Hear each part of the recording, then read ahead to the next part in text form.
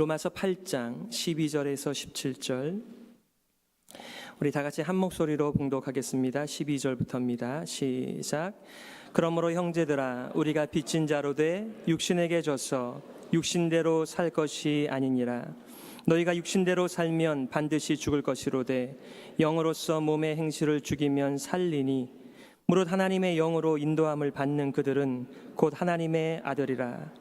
너희는 다시 무서워하는 종의 영을 받지 아니하였고 양자의 영을 받았으므로 아바 아버지라 부르짖느니라. 성령이 친히 우리 영으로 더불어 우리가 하나님의 자녀인 것을 증거하시나니 자녀이면 또한 후사 곧 하나님의 후사요 그리스도와 함께한 후사니 우리가 그와 함께 영광을 받기 위하여 고난도 함께 받아야 될 것이니라. 아멘. 함께 봉독한 말씀 가지고 성령님과 함께하는 삶이란 제목 가지고 말씀 증거하겠습니다.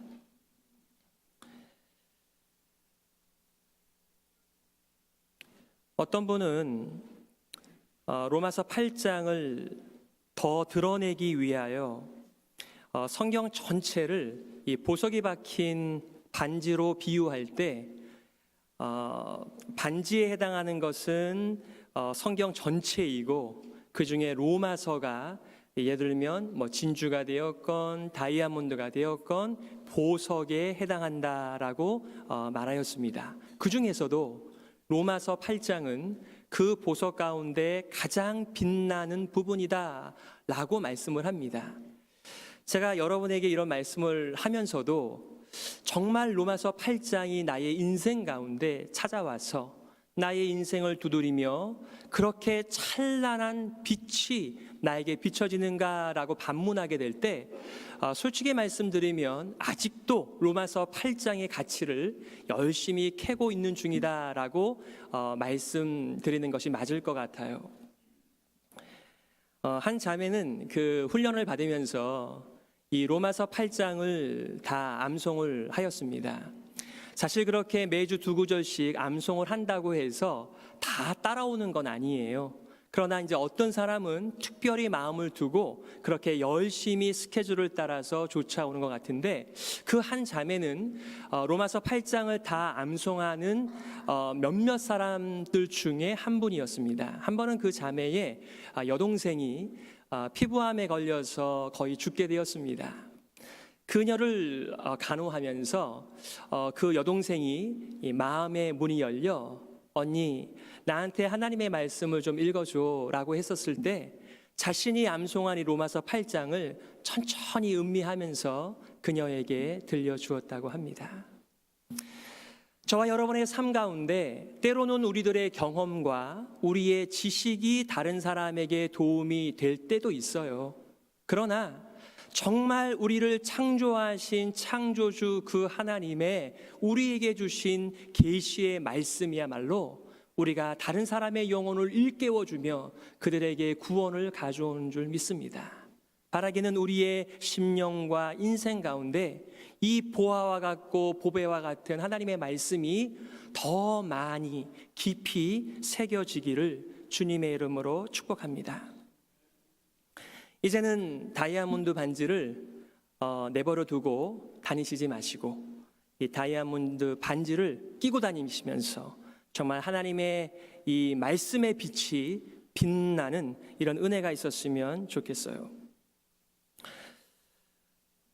존 스타트 목사님은 로마서 8장의 이 메시지를 통하여 이렇게 말합니다. 여기 가장 위대한 선언이 있다 이렇게 얘기를 했습니다. 그 메시지가 뭐예요? 1절이죠. 그러므로 이제 그리스도 예수 안에 있는 자에게는 결코 정죄함이 없나니. 제가 이 말씀을 들으면서 왜 그 목사님은 여기 가장 위대한 선언이 있다라고 말씀을 하셨을까?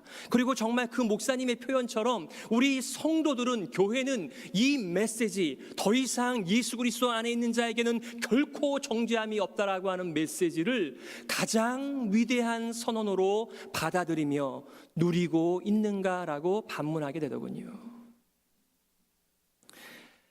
어쩌면 우리는 이 세상에 살아가면서 너무나 분주하고 바쁘고 괴로운 인생을 사다 보니까 모든 우리의 기쁨의 원천이 하늘에 있기보다는 이 세상에 달려있는 것을 보게 됩니다.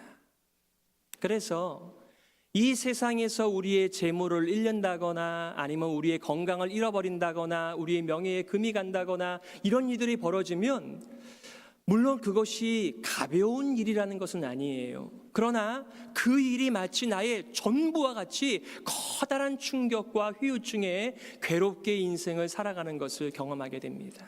저도 마찬가지고요.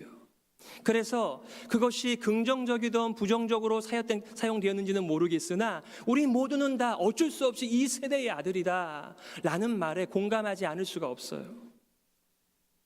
그러나 여러분, 우리가 신앙생활한다, 믿음으로 살아간다는 말의 의미가 무엇일까요?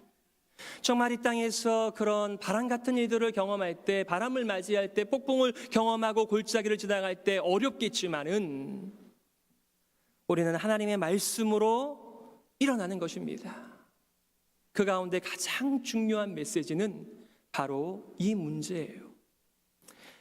사람들은 세상에 대하여 평가하면서 세상이 어떻게 되려고 그러나 하면서 세상의 말세에 대하여 많이들 말을 합니다. 뭐 이것저것 다 말들을 합니다. 요즘엔 또 얼마나 정보 홍수의 시대예요. 옛날에는 우리 마을 하나만 보는 것도 힘에 겨웠는데 지금은 별의별 이들까지 다 우리가 정보로서 볼 수 있는 세대 가운데 살다 보니까 우리는 세상을 보면서 세상의 장밋빛 같은 미래의 전망보다는 세상이 더 어두워져 가고 있다라고 하는 좀 염세적이고 힘든 시절들을 갖게 되기도 합니다. 그러다 보니까 우리가 하나님의 나라와 우리의 정말 내면의 우리 인생의 죄의 문제를 직면하면서 그것을 고민하고 살아가기보다는 당장에 내가 먹을 것, 입을 것, 누릴 것 이런 것들이 나의 일상의 주요한 사고의 원천이 되는 것을 경험한다는 것이죠. 그래서 이런 사도 바울의 강력한 복음의 선포, 예수 그리스도 안에 있는 사람들에게는 결코 정죄함이 없다라고 하는 말이 별반 실감이 나지 않는 거예요. 여러분 한번 생각해 보세요. 세상에 훌륭한 사람들 많이 있습니다. 태어나면서부터 훌륭한 가문에 태어나 그 가문의 가풍을 이어받으면서 정말 세상에 대하여 훌륭한 리더십을 발휘하면서 정말 착하고 인격적이고 훌륭한 사람들이 많이 있어요. 그런데 그렇게 훌륭한 사람이라고 하더라도 하나님 앞에 갔었을 때 너는 불의한 자다 라고 정죄함을 받는다라고 한다면 그의 인생은 어떻게 되는 것일까요? 이 땅에서 우리가 아무리 잘 살았다라고 하는 사람들의 평판과 존경을 받는다고 하더라도 하나님의 법정 속에서 너는 죄인이다라고 한마디가 들려진다라고 한다면 우리는 우리의 인생을 헛살은 것입니다. 그러므로 우리는 피할 수 없는 언젠가 다가올 하나님의 이 법정 앞에서의 나의 정체성과 나의 진짜 준비들을 카운트하면서 살아야 하는 사람들이 맞는 것 같아요. 여러분 구약 성경에 보게 되면 다윗이 밧세바와 동침한 후에 선지자 나단이 와서 그를 책망합니다. 너가 이렇게 나쁜 사람이다라고 했었을 때 여러분 한번 생각해 보세요. 선지자가 무슨 힘이 있겠어요? 강력한 실권과 힘을 가진 이 다윗이 네가 왕에게 이렇게 말을 해? 좀 어때서? 이렇게 말하면서 얼마든지 나단을 죽일 수도 있었는데 그 나단의 메시지를 들은 다윗은 엎드려졌습니다. 그는 이렇게 기도했어요. 하나님이여, 내 속에 정한 마음을 창조하시고 내 안에 정직한 영을 새롭게 하소서. 나를 주 앞에서 쫓아내지 마시며 주의 성신을 내게서 거두지 마소서. 주의 구원의 즐거움을 내게 회복시키시고 자원하는 심령을 주사 나를 붙드소서. 우리는 세상의 권력을 잡으면은 그것이 전부라고 생각하고 그 힘을 발휘할 수 없을 때까지 그것을 발휘하고 살아갑니다. 우리가 알고 있는 많은 종류의 특권들을 한번 붙들게 되면 그것을 끝까지 한번 누려보겠다고 살아가는 우리 인생 군상들의 모습 속에서 우리는 이러한 모든 것들을 다 잃어버린 다음에 하나님 앞에 섰었을 때 나의 정체는 무엇인가를 고민하며 준비하며 살아가는 것이 이 인생을 잘 살아가는 거예요. 예수님의 산상수훈의 마지막에 뭐라고 말씀하십니까? 우리 모두는 다 집을 짓는 자다. 그러면서 뭐라고 말해요? 이 말씀을 듣고 지키는 자는 반석 위에 그 인생의 집을 올린 사람이지만, 이 하나님의 말씀을 듣기는 들으나 그 말씀과 상관없이 자신의 집을 짓고 살아가는 사람들은, 바로 모래 위에 집을 짓고 살아가는 사람들은 창수가 날 때 큰 피해가 있을 것이다 라고 경고하십니다. 아무리 이 땅의 삶이 분주하고 바쁘고 고민스럽고 고생이 된다 하더라도 우리는 들리는 것만으로 살아갈 수 없고 보이는 것만으로 살아갈 수 없는 이유가 바로 거기에 있는 것이죠. 다윗은 이것을 알았습니다. 아무리 높은 자리와 가장 큰 힘을 가진 사울이라고 하더라도 하나님께서 떠나가시니까, 성령께서 떠나가시니까 그 인생이 얼마나 하루아침에 몰락하고 마는지를 보면서 그의 죄를 지적하는 나단의 말을 듣고 간구한 것입니다.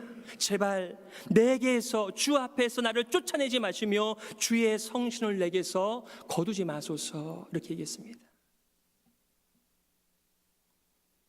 누가복음 11장 13절에 보게 되면 예수님께서 이렇게 기도하라라고 말씀하시며 주기도문을 주신 다음에 한 예를 듭니다. 만약에 자녀들이 자기 아버지에게 떡을 달라라고 요청할 때 어느 아버지가 자기 자녀에게 돌을 주겠냐? 계란인지 어떤 알인지 모르겠지만 알을 주세요라고 할 때 어느 부모가 그 알을 달라라고 하는 아이에게 전갈을 주겠느냐? 이런 얘기를 하세요. 그러면서 이렇게 말씀하십니다. 너희가 악할지라도 좋은 것을 자식에게 줄 알거든 하물며 너희 천부께서 구하는 자에게 좋은 것 곧 성령을 주시지 않겠느냐. 저는요, 한때 이 메시지가 잘 이해가 안 갔어요. 아니, 좋은 것이 성령님이신가? 이 성령님이 내 옆에 계시면 내가 마음대로 생각도 못하고 마음대로 말도 못하고 마음대로 내가 행동도 못하는데 왜 성령님께서 선물이시지? 왜 성령을 구하지? 이런 마음이 제 가운데 있었던 적도 있습니다.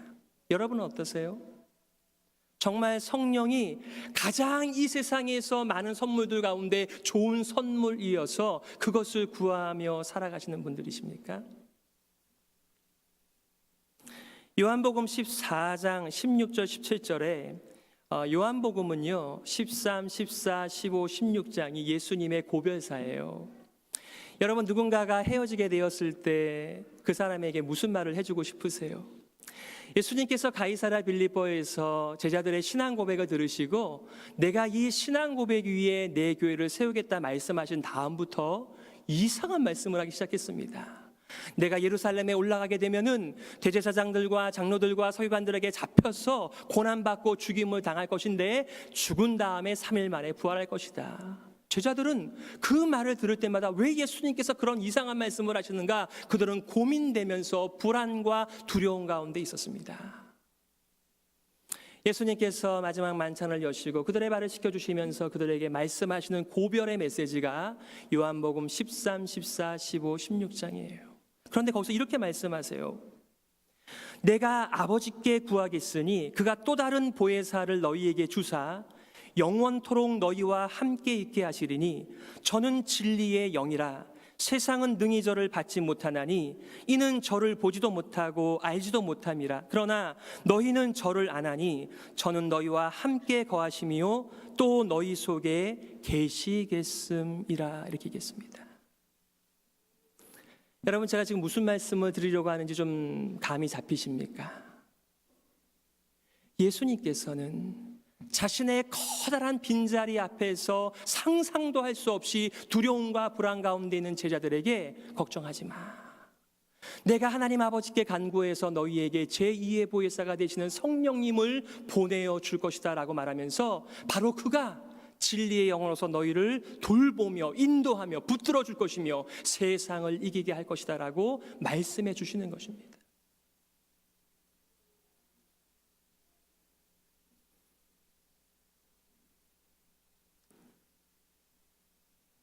인생을 혼자 살아가는 것만큼 힘들고 어려운 일이 없습니다.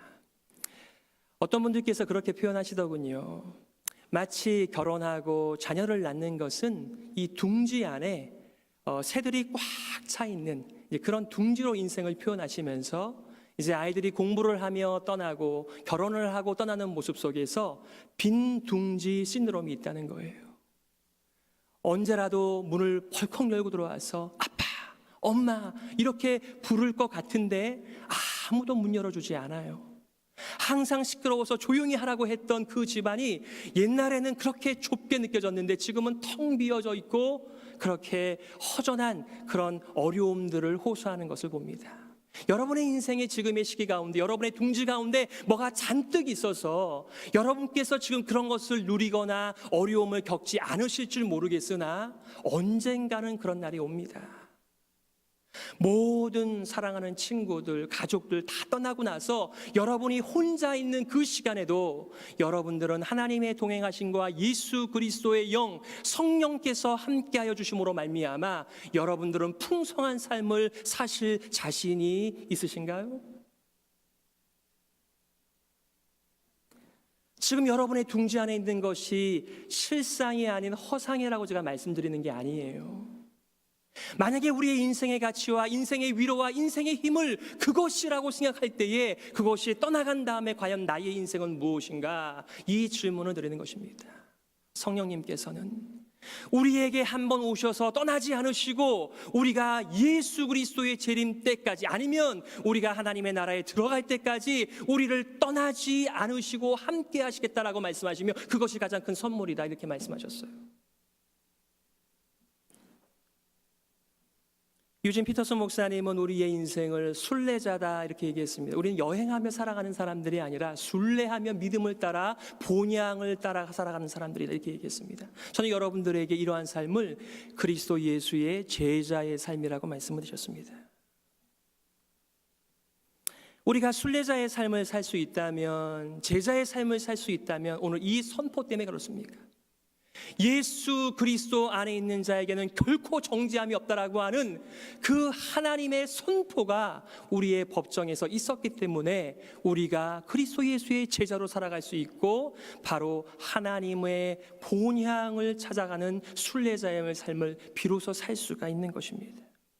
성령께서 우리를 죄와 사망의 법에서 해방시키셨기 때문에 이제 우리가 육체에 있지 않고 세상에 있지 않기 때문에 이제 우리는 성령의 사람이기에 이런 순례자의 삶을 살며 제자의 삶을 살아갈 수가 있는 것이죠.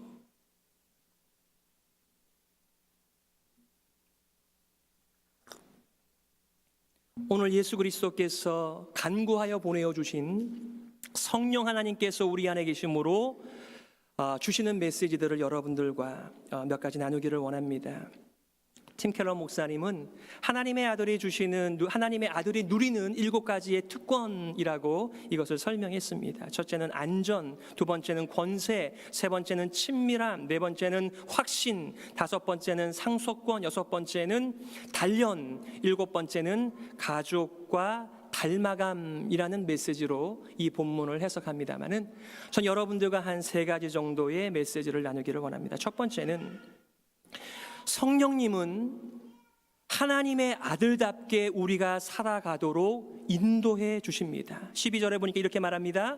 그러므로 형제들아 우리가 빚진 자로 돼 육신에게 져서 육신대로 살 것이 아니니라. 우리는 성령님께 빚진 자입니다. 예전에는 육신이 이끄는 대로 살아갔습니다. 그러나 이제는 성령께서 우리와 함께 계시어 주시기에 그분이 이거는 아니야, 이거는 육신이야, 이거는 세상이야, 이거는 성령이야, 이건 하나님이야 라고 말하면서 우리들에게 계속해서 말씀하시면서 우리를 인도하여 주신대요. 육신에게 져서 육신의 자녀로 남아있는 것이 아니라 계속해서 이것과 싸울 수 있는 힘을 바로 성령님께서 내주하시면서 그렇게 주신다는 약속이죠. 옛날에는 내가 왜 이래라고 하면서도 계속해서 그 길을 갔어요. 그러나 성령께서 우리 안에 오시면서 이제는 내가 왜 이래 하면서 그것과 싸울 수 있는 힘이 우리 가운데 오게 되어진 것입니다. 즉 성령의 사람이 되었기에 성령의 인도함을 받게 되었습니다. 여러분 질문 하나, 여러분 지금 누구의 인도를 받고 계십니까? 세상의 인도함입니까? 하나님을 대적하는 육신의 인도함입니까? 아니면 우리 안에 내주하시면서 우리를 하나님과 그리스도 예수께로 인도하여 주시는 성령님의 인도하심을 받고 계십니까?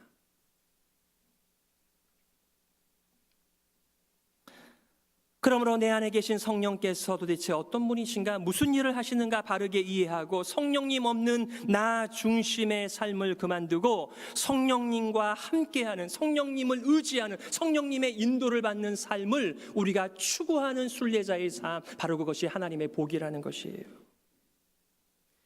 성령께서 무슨 일을 하십니까? 14절에 보니까 이렇게 말합니다. 무릇 하나님의 영으로 인도함을 받는 그들은 곧 하나님의 아들이라. 왜 우리가 하나님의 아들이라고요? 우리 안에 계신 성령님의 인도를 따라 생각하고 성령님을 따라 행동하고 성령님을 따라 말하면서 우리가 내가 하나님의 아들이 맞구나 확증하며 살아가는 길이라는 것입니다.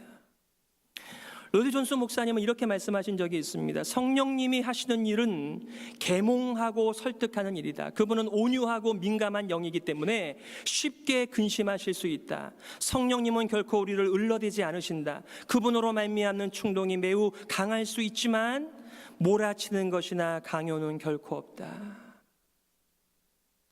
여러분들께서 성령 하나님을 이해하시기 위한 중요한 메시지입니다. 오늘날 잘못된 성령 은사주의와 열광주의자들은 성령을 마치 종 부리듯이 그렇게 부립니다. 이 성령 받으라고 던지기도 하고요. 이 성령이 강력하여 우리한테 오면 우리가 산산조각 나는 그런 이미지들을 심어주는 것들을 보게 됩니다. 오늘 우리 장로님은 그렇게 기도하시지 않으셨을 텐데 우리 장로님도 성령으로 충만하게 달라. 제 마음에 탁 들어오는 생각, 그 메시지가 우리가 경건의 모양은 있지만 경건의 능력이 부족하니 성령으로 충만하게 달라라고 기도하셨습니다. 여러분들에게도 이런 간절한 마음이 있으십니까? 성령님의 인도가 없을 때, 성령님의 인도를 받지 못할 때 내가 얼마나 피폐하게 인생을 살아갈 수밖에 없는 존재라고 하는 것을 여러분들께서 절감하고 계시는지요?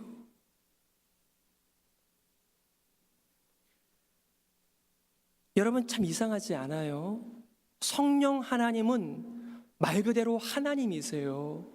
근데 왜 하나님이 그렇게 약하디 약한 사람들처럼, 그보다 못한 사람처럼 그렇게 근심하며 살아가실까요? 실제로 사도 바울은 에베소 성도들을 향하여 이렇게 말하였습니다. 하나님의 성령을 근심하게 하지 말라. 그 안에서 너희가 구속의 날까지 인치심을 받았느니라 말하면서 그 전후 컨텍스트가 무엇입니까? 사람들이 선한 말을 하지 않고 악한 말을 할 때마다 그것 때문에 우리 안에 계신 성령께서 근심하신대요. 우리는 사람이 어떤 말 때문에 근심하면 뭐라고 얘기하죠? 뭐 그런 거 가지고 그래. 우리보다 마치 못한 능력과 그런 처신을 하는 분, 그런 약한 분처럼 묘사가 되어져 있어요. 그러나 바로 그것이 인격적인 성령 하나님의 특징입니다. 여러분, 때로는요, 인격적인 대우보다 비인격적인 대우가 효과가 훨씬 좋다라고 하는 것을 우리가 사회에서 체득했습니다. 그렇지 않아요? 누군가가 여러분들을 인격적으로 대우하면 참 고마우시죠. 그런데 여러분들께서 그런 인격적인 대우를 받은 다음에 계속해서 그분과 인격적인 관계에 계십니까? 그러면 여러분들도 인격적인 분들이세요. 그러나 세상에서는 인격적인 대우를 악용하는 사람들도 있습니다. 이리 와, 저리 가, 그만둬, 나가, 이렇게 말하면 효과가 좋습니다. 그러나 이리 좀 와보시겠어요? 부터 시작해서 우리가 그 사람의 한 일과 상관없이 그분을 인격적으로 대우하면 자신이 계속해서 성령의 사람이 아닌 육신의 사람으로 살아가도 괜찮겠다 싶은 마음들이 드는 것입니다. 여러분, 누군가를 인격적으로 대우한다라고 하는 것은 굉장히 힘든 일입니다. 우리 교회는 상대적으로 어르신들이 많습니다. 그러나 제가 젊음에도 불구하고 예의를 갖추어 인격적으로 저에게 말씀하시는 분들이 대다수이십니다. 그것은 제가 존경을 받을 만하고 제가 훌륭하기 때문에 그런 것이 아니라 그분들이 인격이 훌륭하기 때문에 그런 태도를 취하실 수가 있는 것입니다. 여러분, 인격적으로 사람을 대우하는 일 쉬운 일 아니에요. 고생을 많이 해야 됩니다. 마음이 많이 아파야 됩니다. 그게 마음 가운데 근심이 많이 있어야 돼요. 하지만 바로 그것이 성령 하나님께서 인생을 다루시는 방법이고 하나님께서 교회를 다루시는 방법이라고 하는 것을 우리가 믿는다면 우리는 세상의 방법을 취하거나 그것을 사랑하지 말아야 되는 것입니다. 여러분, 뭐라고 그랬습니까? 로마서 12장 2절 말씀에 로마서 1장부터 11장까지는 하나님의 끊을 수 없는 우리를 향하신 사랑에 대하여 말씀하신 다음에 그러므로 너희는 이렇게 살라라고 말씀하세요. 그 첫 번째 소극적 메시지가 무엇입니까? 너희는 이 세대를 본받지 말고 그랬습니다. 여러분에게는 성령님의 인도하심을 받으면서 성령님께서 말씀해 주시는 소리를 들으실 수가 있으십니까? 성령님께서 보여주시는 것들을 볼 수가 있습니까? 정말 성령님의 인도를 받고 있습니까? 바로 우리가 하나님의 자녀라고 하는 것을 스스로 증거하는 우리의 열매들인 것이죠. 두 번째는 성령 하나님께서는 우리 성도들이 감히 하나님을 가리켜 아빠, 아버지라고 부를 수 있도록 하신다는 것입니다. 15절 보십시오. 너희는 다시 무서워하는 종의 영을 받지 아니하였고 양자의 영을 받았으므로 아바, 아버지라 부르짖느니라 그랬습니다. 여기서는 종과 아들을 비교하고 있습니다. 여러분, 종은 어떤 대우를 받죠? 그들은 아무리 하루 종일 일한다 하더라도 잘했다라고 칭찬받지 못합니다. 마땅히 할 일을 한 것이기 때문에 그렇습니다. 하지만 아들은 마땅히 할 일을 하지 않았다고 하더라도 그가 아들로 부르심을 받는 일에 제약이 없습니다. 언제나 아들입니다. 성령님께서 우리에게 확인시켜 주시는 일은 하나님을 감히 아빠라고 아버지라고 부를 수 있도록 도와주신다는 것입니다. 여러분, 비인격적인 대우를 받는 종의 삶은 무엇으로 가득 차 있습니까? 내가 혹시 잘못한 것이 없는가? 또 혼나진 않는가? 또 쫓겨다니는 것은 아닌가? 두려움과 불안과 염려와 근심 가운데 살아가야만 합니다. 한국에 못된 말이 있습니다. 부고와 여자는 3일 만에 한 번씩 패야 된다는 것입니다. 여러분이 농담이라도 그런 말 절대로 하지 마십시오. 여러분, 그런 말 한 번씩 사용해 보셨죠? 부끄러운 줄 아셔야 됩니다. 그런 게 아니에요. 왜 비인격적인 것을 여러분들께서 작동된다고 해서 그것을 붙잡으십니까? 아닙니다. 우리 안에서 내주하시면서 우리를 날마다 인도하시며 우리를 다스리시는 그 성령 하나님께서는 우리를 설득하시며 우리들에게 설득하며 대화하며 하나님께로 인도하여 주시는 수고를 아끼지 아니하시는 인격 중에 인격자이십니다. 그 하나님의 사랑을 받으면서 우리도 마음에 결심하는 게 있죠. 나도 예수 그리스도처럼, 나도 성령님처럼 사람들을 다루고 싶다. 그런 마음이 드는 거죠. 양자의 영이라고 불렀습니다. 여러분, 양자는 다른 말로 하면 상속자입니다. 성령님은 성도와 하나님과의 관계에서 종의 신분에서 양자의 신분으로 바꾸어주는 실제적인 역할을 하시는 거예요.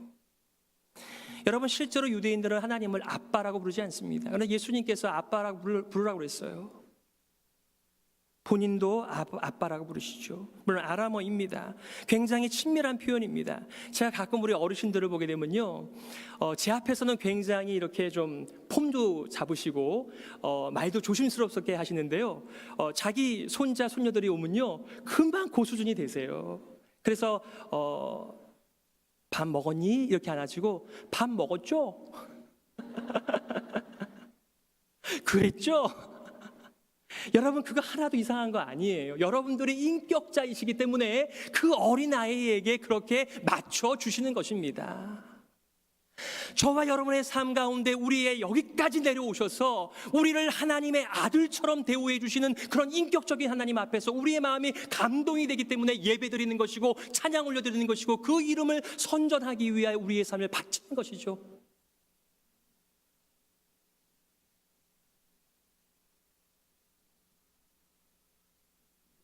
이것이 하나님께서 우리에게 허락해 주신, 성령이 우리들에게 확증해 주시는 하나님을 향한 친밀감입니다. 여러분의 가족이 친밀합니까? 우리 교회는 친밀합니까? 여러분은 그 친밀함을 위하여서 예수 그리스도의 능력과 성령의 인도하심을 사용하시는 분들이십니까?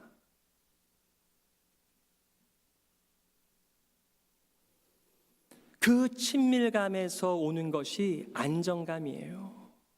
옛날 어르신들은 조금 자녀가 잘못하면 너 성 파갖고 가라, 이렇게 말씀하셨어요. 요즘엔 그런 얘기 들어도 간다 이러고 나가지만, 옛날엔 그런 얘기 한번 들으면요 정말 앞이 캄캄해지는 그런 이 시족 사회, 그런 거 아니었어요? 여러분, 회사나 사업체는 무엇으로 돌아갑니까? 돈으로 돌아갑니다. 실적으로 돌아갑니다. 사람을 그렇게 경영하는 것입니다. 말이 좋아 경영이지 돈을 가지고 사람을 으르고 협박하면서 더 많은 것을 내어놓으라고 하는 것이 이 세상이 돌아가는 법칙입니다. 안 그래요? 밀림의 법칙이요. 그러나 교회는 그런 곳이 아니에요. 제가 1994년도에 그 석촌호수 옆에 있는 동영교회에서 교육전도사를 시작하게 되었습니다. 근데 그곳은 교육자들이 2년마다 바뀌어졌어요. 그분이 잘못해서가 아니라 담임 목사님의 아이디어였어요. 사람을 자꾸 바꿔야 된다, 그래야 세물이 들어온다, 뭐 이런 거였는데, 저는 그 교회에 7년 있었습니다. 제가 잘해서 그런 것이 아니라 목사님의 생각이 바뀌었습니다. 바꿔봐야 별다른 거 없다, 그리고 그냥 내버려 두셨습니다. 제가 7년 차가 되었을 때 부산에 있는 호산나 교회로 이제 옮기게 되었는데, 이제 원서를 넣고 기다리고 있는데 답장이 안 오는 거예요. 근데 이 담임 목사님 저를 부르시더니, 임 목사 연락 왔어? 아니요, 아직 안 왔는데요. 그래, 걱정하지 마. 거기서 안 불러주면 여기 계속 있어. 여러분, 그런 말을 들을 때 부교육자가 어떤 마음으로 교회를 섬길까요? 9 to 5가 아니죠. 파타임이 아니죠. 자신의 집처럼 그렇게 교회를 돌보지 않겠습니까? 이것이 하나님의 나라에서 작동되는 성령의 법이라고 오늘 본문이 말해줘요. 여러분의 리더십을 통해서 사람들이 안전함을 누립니까? 불안함을 느끼며 두려움을 느끼고 있습니까? 우리가 정말 예수 그리스도의 뒤를 쫓아가는 그리스도의 제자라고 한다면, 우리는 날마다 우리 안에서 역사하고 계시는 그 성령님의 인격적인 대우를 받아가면서 나도 다른 사람을 섬길 때에 인격적으로 섬겨야 되겠다라고 하는 그런 마음을 우리 성령님께서 주시는 것입니다. 그리스도 만나기 전에는 종으로서 심판자 되시는 하나님 앞에서 벌벌 떨었던 것이 우리의 운명이었어요. 그러나 이제는 예수님을 통해서 하나님께 직접 나아갈 수 있는 담대함을 주시며 친밀함을 주시며 안전함을 주시며, 이제는 하나님의 선택하신 상속자가 되었기에 성도는 두려움 대신에 안전함과 자유를 누리는 특권이 여기에 있다라고 사도 바울이 큰 소리 외쳐 부르는 것입니다. 그러기에 이제는 두려움이 지배하는 것이 아니라 자유가 우리를 지배하기 때문에 우리에게는 모든 것을 동원하여서 하나님 앞에 충성하는 삶을 사는 것이겠죠.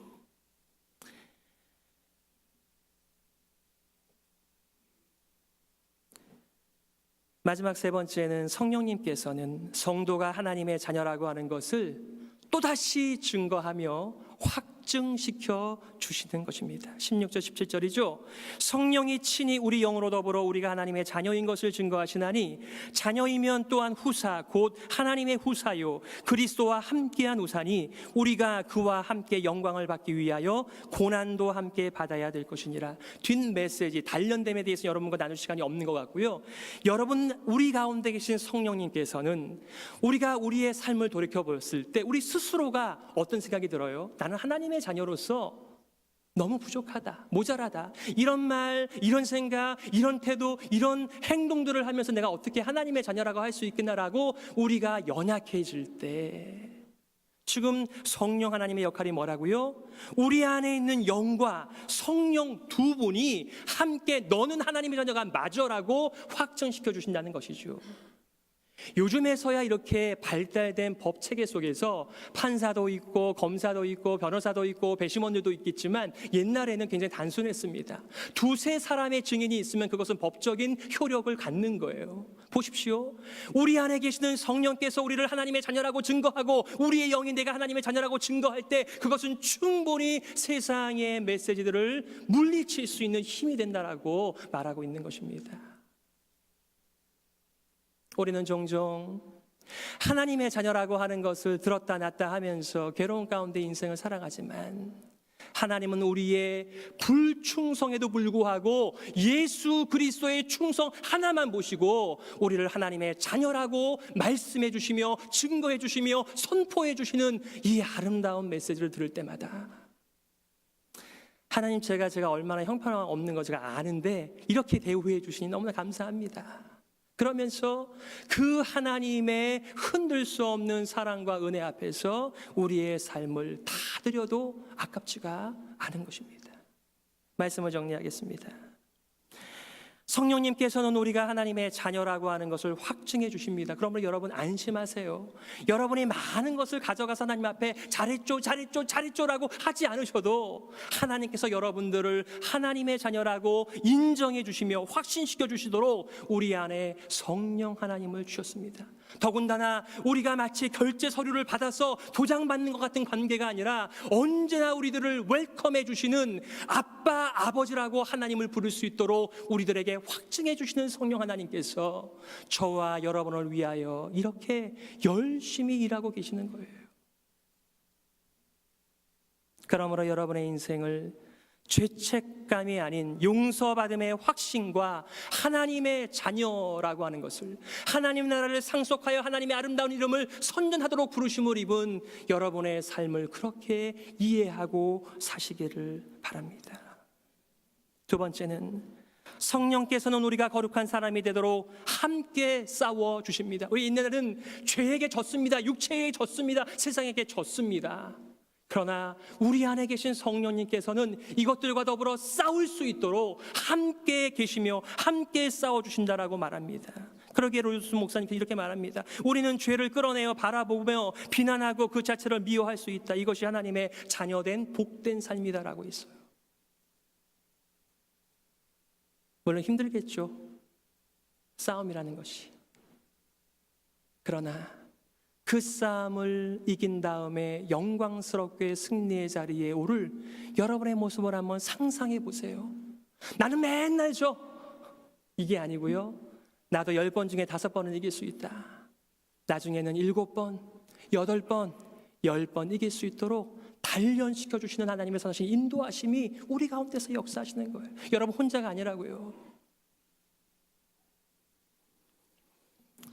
저와 여러분들에게 주신 이 하나님의 메시지가 그냥 흘러가는 것이 아니라 여러분의 마음 가운데 깊이 새겨져서 하나님의 선하신 인도하심이 온 교회 가운데 충만해지기를 주님의 이름으로 축복합니다. 함께 기도하시겠습니다.